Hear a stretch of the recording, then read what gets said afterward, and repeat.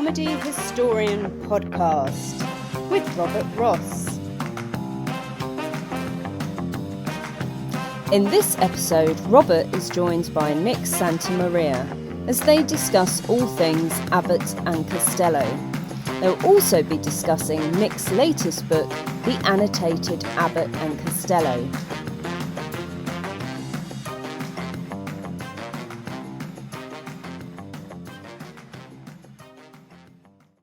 Hello, my gosh. Well, we should have met about 40 years ago, I think. We should have. We could have had our hands across the pond, you know? Right? I think we were separated at comedy birth or something. But it seems that way. Listen, congratulations on the book. Thank you. I'm not seeing the physical one yet, but it's a work of masterly precision and love, and it's gorgeous. So thank you. Wow, coming from you, that means an awful lot to me. Oh, thank well, you, it's wonderful, and like I say, thank you for asking me to be a very, very small part of it. But I basically insist that everybody that sees it buys a copy. Yeah. Well, it's very interesting because there's only been a couple of reviews since it's been released, and it hasn't been released long. It hasn't been long, but the word definitive is being thrown around. Yeah. And to me, that knocked me between the eyes, right between the eyes. Yeah. I didn't expect that, but it's a wonderful thing, and a wonderful word. It's a word. It's a heavy word to have on your shoulders. You see, you've got to now, because there'll be people saying, "Well, I'm going to find something they're missing here," but they probably won't. Yeah. It's. They'll go to Wikipedia. Well, exactly. But like I always say, when you're writing a book, there's not elastic pages, is it? You've got to draw a line somewhere. But it's hefty, and it's a weighty tome. So listen, it is a weighty tome. This is an obvious question, but and keep this down to at least 4 hours if you can. But why did you feel there was a gap for this book, and why did you feel that you were the person to work with Matthew to write it?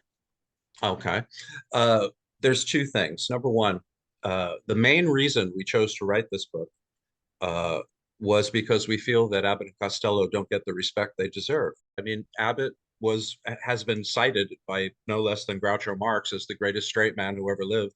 And Lou Costello, I'm sorry, but as a comedian, he has it all. He has the verbal skills, he has the physical skills, he has the pathos. He's just, to me, he's like the perfect package. So we wanted to show our respect. We wanted to talk about the films like they've never been talked about before. And the other reason is that there hasn't been a really, really comprehensive book about them since 1991, and it's out of print. So yeah, and it's a wonderful book. Yeah. Well, I've got all the other ones that have been obviously the down to the sort of the photograph books and all that. But why is it to this day, I think, that they are considered a little bit sort of not second rate, but in comparison to Laurel and Hardy, for example, as you say, they don't get that sort of prestige and recognition, where they are clearly, as you say, the package. They are the best example of that crosstalk. Oh, without a doubt. Yeah. Why is it when there's still a little bit of snobbishness about it? Maybe that's the word. That's the word. There is snobbishness, and there was when they were working. I write in the book in my intro about how the other comedians would use their names as almost an insult to someone who makes a corny joke or an old joke. Jack Benny would say, "All right, Abbott and Costello, shut up," and that tells you everything. But the truth of the matter is, when you watch, let's say, Who's on First for the 90th time, and you're laughing just as much as the first time you watched it.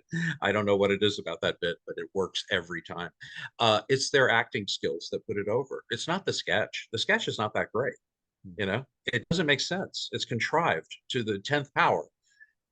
But it's their commitment to it that draws us in and makes us laugh. It's amazing. It's just amazing to watch it happen. There's a sketch they do called 7 times 13 equals 28. I know you're familiar with it. When I show that to my class on film comedy, every time the laughs come at exactly the same places. Every time. Now that's science. That goes beyond comedy into science, you know, or math. It is. I was going to say it's a mathematical equation, isn't it? When those two people work together, it's precise.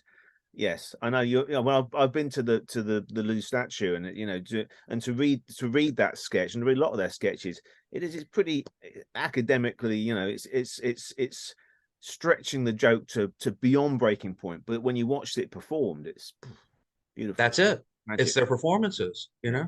Yeah. And you have to realize. I talk again. I know I anger a few people when I compare them to other comedians, but I'm sorry. I find more depth in Lou Costello than I do in Stan Laurel, than I do in Curly of the Three Stooges, who I think is, I'm sorry, he's a cartoon character. Not bad, but to me, not on the same level. It's shtick. It's shtick. He couldn't carry a film on his own, you know. Anyway, I think Abbott and Costello have been given short shrift. I think they are completely hilarious. And you know, yesterday I did the Marx Brother podcast, and we talked about the Abbott and Costello films as compared to the Marx Brother films, blah blah blah. To me, um, they're so different. They were so urban. They were so current. They were so hot. They were the 1940s rolled into like this ball of TNT, and it's as powerful as any of the pre-code comedians, I think. I think Abbott and Costello Meet Frankenstein should be right up there with you know, City Lights and Sons of the Desert and all the General, all the great classics. It's a near perfect film. And I think we all that lovely top 10, which again, thank you for asking me to do. Thank you for contributing. Well, we wouldn't have done it without you, Robert. Well, just know that. Seriously, you were one of the people we were going after. Well, so. It's funny. It's fun. Well, it's a bit. But I was going to say, because in England, although their films are shown, they're not shown that often. But their influence over here was profound. Certainly, Morecambe and Wise. Although Morecambe and Wise did a lot of the Stan and Ollie in bed together stuff, their abrasiveness is more Bud and Lou. Right. I don't know if you're familiar with it. In the 80s, Cannon and Ball were followed on from Morecambe and Wise. They were so Bud and Lou. And Tommy Cannon, the straight man who I spoke to the other day, cites Bud Abbott as an inspiration. You know, it was almost a foregone conclusion that Abbott and Costello Meet Frankenstein would be top. Yeah, number one. Would you wouldn't put it top though? Would you really out of all their 38 films? Wouldn't be your top choice? Actually, I think I did list it as number one for me. Yeah. I have to tell you that as a child, there were two passions in my life more than anything: vintage comedy and universal horror movies. Basically, yeah. There you go. Again, I want to know where you come from, my friend. Yeah, exactly. Yeah. or all the Hammer stuff. Or you can see behind me the British Vincent Price film. Signed by Diana Rigg. So yeah, we've got a lot of horror stuff in there too. But yeah, so classic comedy and Universal. Boom, you got them. Put them together, and it's a perfect match. And again, except for that one joke at the beginning where the monster is afraid of Lou, they're played entirely straight. And that's exactly the way it should be played. And they have something to play against. There's instant conflict, as opposed to something like Young Frankenstein, which I really can't get through anymore. Everybody's winking at the camera. Everybody's got a joke. Everybody's waka waka. Doesn't work for me. Just doesn't work for me. Yeah. It's got Young Frankenstein has the feeling of love behind it. Definitely, he loves those movies. But the jokes, I was predicting them when I was 13 years old, watching it the first time. So yeah, well, I suppose because with Meets Frankenstein, you've got the original guys there, obviously, haven't you? So you've got Bela Lugosi coming in for the first time on screen for 17 years, having played, you know, and he plays it so beautifully. He's fabulous. He is fantastic. We could say no, but fantastic. Hey, that was sharp. No, thank you very much. Yes, please, no, stop. But there's such beauty in his performance, and you can see he's obviously gone through all those monograms and all the sort of the poverty row stuff, and he's almost like, this is my last chance to show how damn good I am at this role. You know. Yeah, and it was his last A picture. Yeah. You know, from there it was straight downhill, and I still don't understand it. I mean, everybody said, "Oh well, he should have learned English better. He would have worked more," and that's true. But look at his performances that exist. They're wonderful. Yeah, but he could have done. He wouldn't be Lugosi without that. That's exactly right. And that odd delivery, Yeah, the reading of a line. So that's the one, I suppose. Every Halloween, I forced Emma to watch it every Halloween. Just while we're on the subject of the horror thing, I was at a convention in New York. It was a brand convention, so a lot of selling was going on, and there was a new version of the Three Stooges television show where they show the shorts and everything. And for some reason, Sarah Karloff and Bela Lugosi Jr. were there. And I found myself in conversation with them. And I was standing between the two of them. And I just looked and I went, when I was a kid, had you told me that I was going to someday stand between Karloff and Lugosi and have a conversation. I had the same experience with Lois Laurel and Chris Costello, sitting right between them thinking, what a lineage. I know. It's amazing. We are both blessed in that, because sitting with Sid James's kids or something, for me, you just think, this is ridiculous. You can call them sort of friends. I find myself pitching myself every day thinking I am so lucky to be doing this. But so what do you think it was about Bud and Lou being scared that was so funny? Yeah. Well, basically it was Lou. I mean, that was Lou's shtick. Mel Brooks said that he did the best scare take in the business. And that's true. There's one scene in Keep 'em Flying where he's in the funhouse and he's sitting next to a gorilla and he doesn't see it. He thinks it's Martha Raye, right? Not something that I don't think that happened very often, but when he turns around, he turns around and he sees the gorilla, and I can't stand it. I laugh so hard. He can't get away. He can't move. He can't run, and he's trying, and he's pulling his own coat, trying to get himself off the bench so he can run. It's one of the funniest things I've ever seen. He does things like that. It just drives me crazy. When he does the Lindbergh cheese in Who Done It, that's as good as anything that they did in the silent comedies or anything like that. It's just funny from start to finish. They get short shrift. They just get short shrift, and they don't deserve it. That's interesting. Is that a thing? Because obviously Laurel and Hardy, W.C. Fields, they had a big foot in silent cinema. Is it because Bud and Lou weren't of that generation no, don't you think? No, they were burlesque comics straight through, and which is why they were so looked down upon in Hollywood. They never gained the respect of the community, which is very sad. Part of that is that they were tough guys from New Jersey. They spoke like it. They owned the double negative. I'm not talking to nobody. But that's the way they spoke. But one of the differences between, let's say, Laurel and Hardy or the Marx Brothers and Abbott and Costello, they barely read the script. They saw the title, they asked what it was about. They would come in, and while they were in makeup, they'd look at the scene, maybe not even memorize it, but they'd look at the scene. They'd show up and they'd say, okay, where do you want us to start? Where do you want us to end? And it was almost like I don't know if you're familiar with the show Curb Your Enthusiasm. Of course, absolutely. Yes. Yeah. That's filmed that way on purpose. This is where we start. This is where we end. Go. And that's how Bud and Lou worked. That spontaneity is in place there, isn't it? That they can go over the edges a bit and yeah. And there was always an extra camera on Lou because you never knew what he was going to do. But people like Buster Keaton and even Groucho Marx have derided them because of it. They called them lazy. Whereas to me, I use the same thing. When Will and I did our Biffle and Schuster movies, we didn't read the scripts. We read the scenes before we went in and then improvised. To me it's best for comedy. You knew where you were going to end up, but the middle bit was loose. Was kind of like loosey goosey, It's kind of it was like spontaneous. It's like Hope and Crosby in the Road films, don't they? They sort of send up, and they break the fourth wall and that whole thing about if you hear one of your gags, shout out, sort of thing, and all that. It's a nice feeling that the audience feels like they're part of the process in a way, don't they? Yeah, it's a very staged thing. It's a very panto. You're walking up and you're talking to the audience. It's great. It's great stuff. Lou did it a lot too. There were movies in the 1940s, especially, where he talks to us. he just turns, I didn't even get hurt, things like that. It's like, yeah.